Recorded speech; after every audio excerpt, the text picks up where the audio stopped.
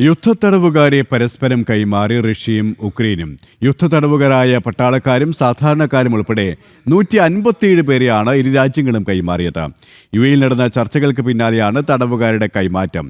Russia വിട്ടയച്ചവരുടെ കൂട്ടത്തിൽ 7 സാധാരണക്കാരും ഉൾപ്പെടുന്നു. യുദ്ധത്തടവുകാരുടെ മോചനം നടന്നതായി വ്ളാഡിമിർ സെലൻസ്കി അറിയിച്ചു.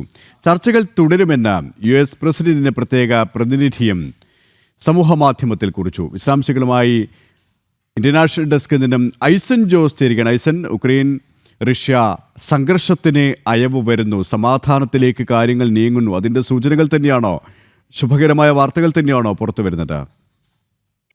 തീർച്ചയായും സുരേഷ്, ഇത് ശുഭകരമായ ഒരു വാർത്തയുടെ തുടക്കമെന്ന രീതിയിൽ തന്നെ നമുക്ക് അനുമാനിക്കാവുന്ന ഒരു നീക്കമാണ് ഉണ്ടായിരിക്കുന്നത്. രണ്ട് രാജ്യങ്ങളുടെയും, അതായത് യുക്രൈന്റെ ഭാഗത്തു നിന്നും സമാനമായി റഷ്യയുടെ ഭാഗത്തു നിന്നും സമാന രീതിയിലുള്ള ഒരു നീക്കമാണ് ഉണ്ടായിരിക്കുന്നത്. രണ്ടുപേരും പരസ്പരം യുദ്ധത്തടവുകാരെ 157ഓളം യുദ്ധത്തടവുകാരെ പരസ്പരം കൈമാറുകയായിരുന്നു. മാത്രമല്ല, യുദ്ധത്തിനൊപ്പം തന്നെ പിടികൂടിയ റഷ്യ കൈമാറിയ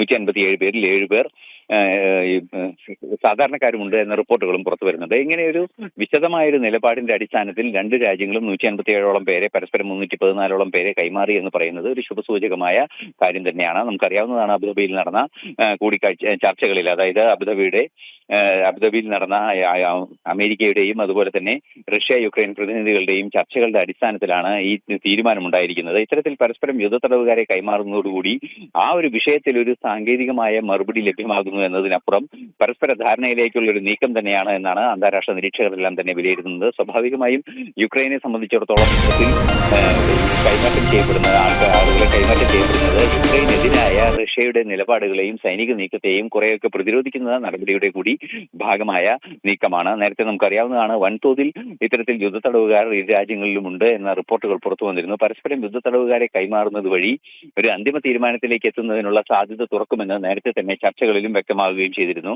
ഈ ഒരു പശ്ചാത്തലത്തിൽ കൂടിയാണ് നമുക്കിപ്പോൾ മനസ്സിലാക്കാൻ സാധിക്കുന്നത് യുദ്ധത്തടവുകാരെ കൈമാറുന്നതിനുള്ള നീക്കങ്ങൾ നടന്നതെന്നാണ് മനസ്സിലാക്കാൻ സാധിക്കുന്നത്. തീർച്ചയായും നമുക്ക് ലഭ്യമാകുന്ന വിവരങ്ങൾ അനുസരിച്ച് ഇനിയും യുദ്ധത്തടവുകാരെ കൈമാറുന്നതിനുള്ള നടപടികൾ ഉണ്ടാകുമെന്ന് തന്നെയാണ് റിപ്പോർട്ടുകൾ പുറത്തുവരുന്നത്. ഇന്റർനാഷണൽ ഡെസ്കിൽ നിന്നും ഐസൻ ജോസ് ആണ് വിവരങ്ങൾ നൽകിയത്.